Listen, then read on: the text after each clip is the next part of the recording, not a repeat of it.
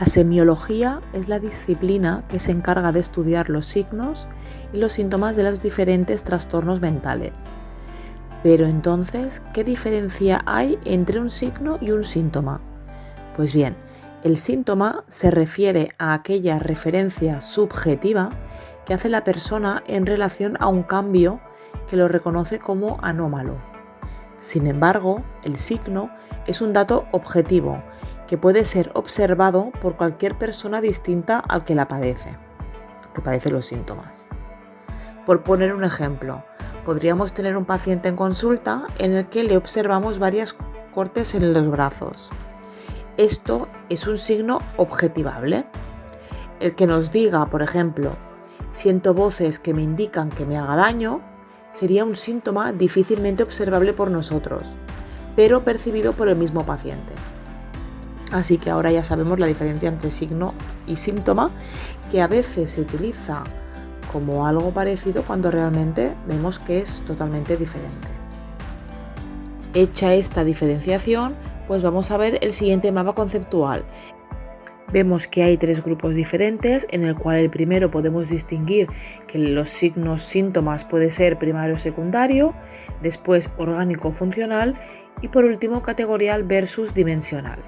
En cuanto al signo síntoma primario, lo que nos está diciendo es que tan solo con la presencia es más que suficiente como para diagnosticar, como por ejemplo el trastorno de ansiedad generalizada. La ansiedad es el síntoma primario, mientras que si hablamos de un caso de esquizofrenia, las alucinaciones auditivas generan ansiedad, pero en este caso la ansiedad es una consecuencia de la alucinación, por lo tanto será un signo síntoma secundario, ¿vale? Y entonces, ¿qué quiere decir secundario? Pues que no es específico de un trastorno y puede aparecer como consecuencia de un primario. Esto es fácil. Después, en cuanto al orgánico versus funcional, bueno, pues la palabra ya lo dice.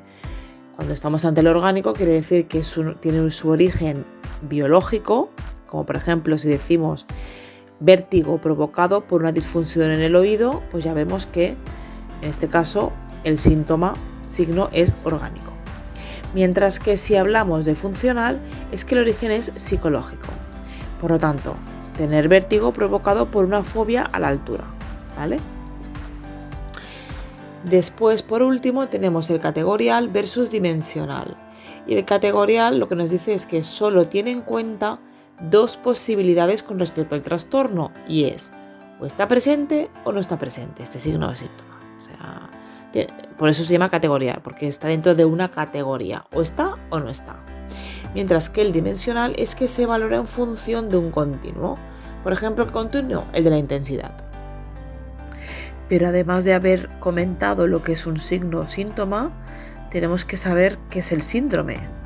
¿Qué sería un síndrome? Bueno, pues se hace referencia al conjunto de signos y síntomas que concurren en tiempo y forma y caracterizan un trastorno. Sería lo mismo que decir enfermedad en el ámbito de la medicina. Y un mismo síndrome puede tener diferentes etiologías, ¿vale? Y luego ya por último tenemos que decir, ¿y entonces qué es el cuadro clínico? Pues es el conjunto de signos y síntomas que presenta una persona, pero que aún no ha sido diagnosticada, por lo que la causa se desconoce. Entonces ahora ya podemos saber lo que es un signo, un síntoma, un síndrome y el cuadro clínico. Ahora ya podremos utilizar estos 4 conceptos de forma totalmente correcta.